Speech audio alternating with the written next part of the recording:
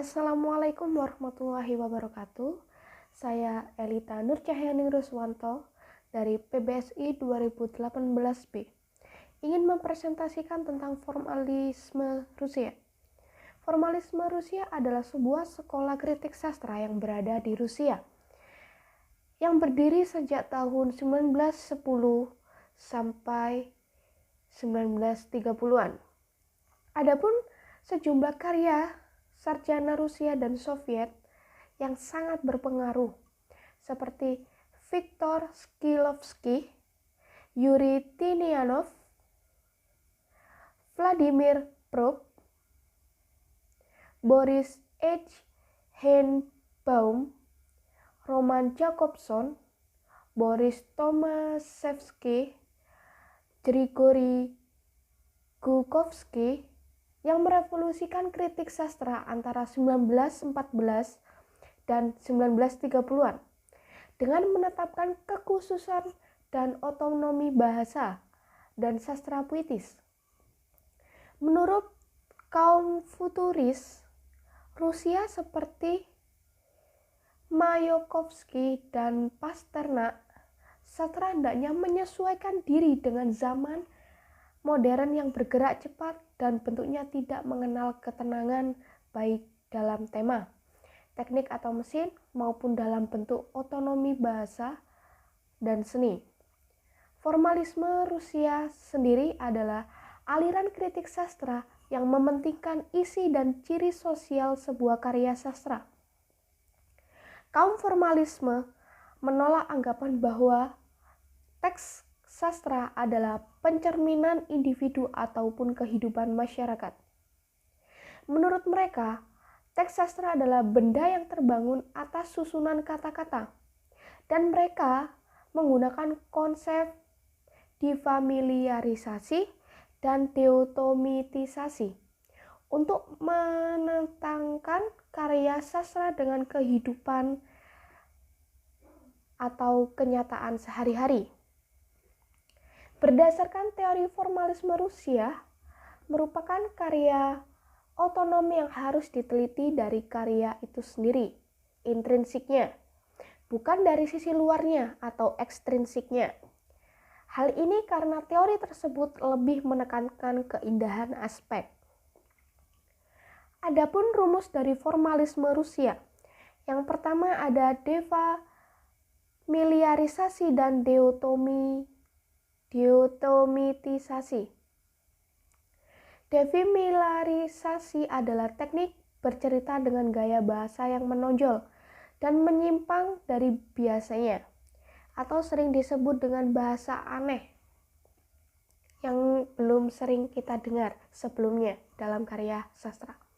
Sedangkan deotomatisasi adalah efek dari suatu yang aneh dalam karya sastra tersebut. Yang kedua ada teori naratif.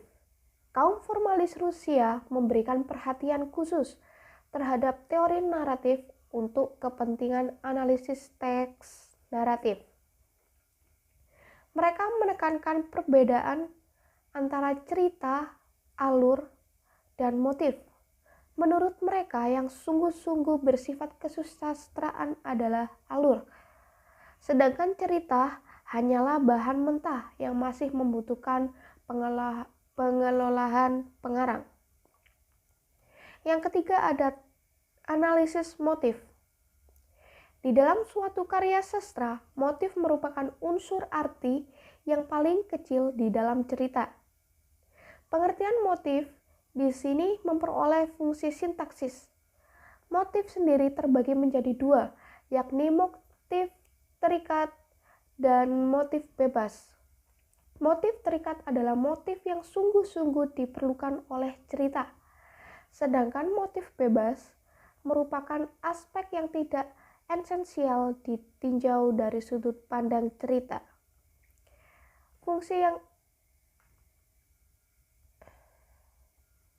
Rumusan yang terakhir adalah fungsi kritik dan objek estetik.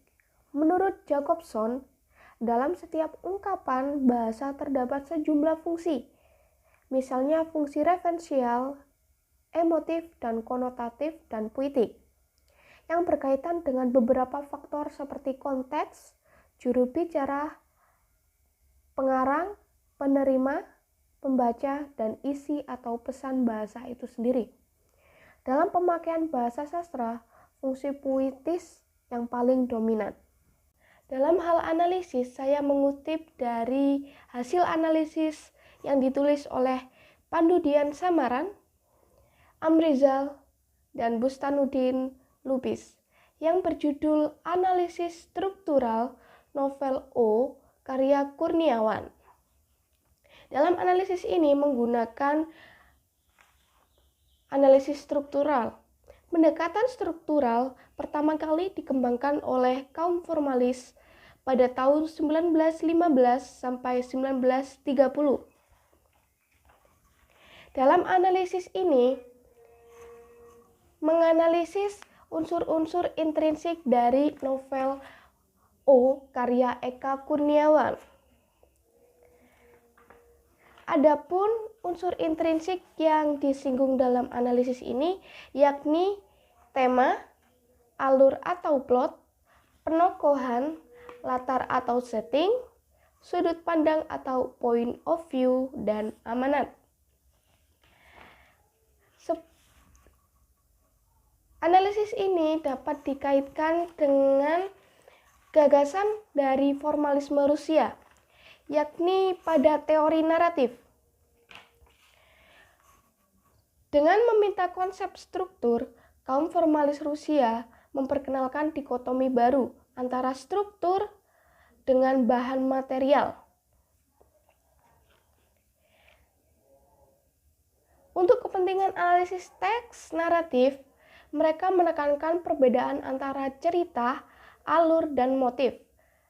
Menurut mereka, yang sungguh-sungguh bersifat kesusastraan adalah alur. Dan di dalam analisis tersebut terdapatnya menganalisis alur, yakni dari segi penyusunan peristiwa, alur dalam novel O karya Eka Kurniawan adalah alur regresif, karena peristiwa yang tersusun dalam novel ini cenderung acak. Di dalam cerita ini juga banyak terdapat peristiwa sorot balik dengan teknik mengenang masa lalu tokoh. Kesimpulan dari pembahasan dari formalisme Rusia adalah formalisme Rusia memandang bahwa karya sastra adalah karya yang berdiri sendiri dan terbebas dari unsur luar. Menurut formalisme Rusia, karya sastra diteliti dari karya itu sendiri, yakni dari unsur intrinsik, bukan unsur ekstrinsik. Dalam karya sastra, kaum formalisme Rusia ini menggunakan dua konsep, yakni defamiliarisasi dan deautomatisasi, yang nantinya akan timbul fabula dan sujet. Fabula sendiri adalah bahan dasar berupa jalan cerita menurut logika dan kronologi peristiwa. Sedangkan sujet adalah sarana untuk menjadikan jalan cerita menjadi ganjil atau aneh, sesuai dengan konsep formalisme Rusia, yakni defamiliarisasi dan deautomatisasi. Sekian, wassalamualaikum warahmatullahi wabarakatuh.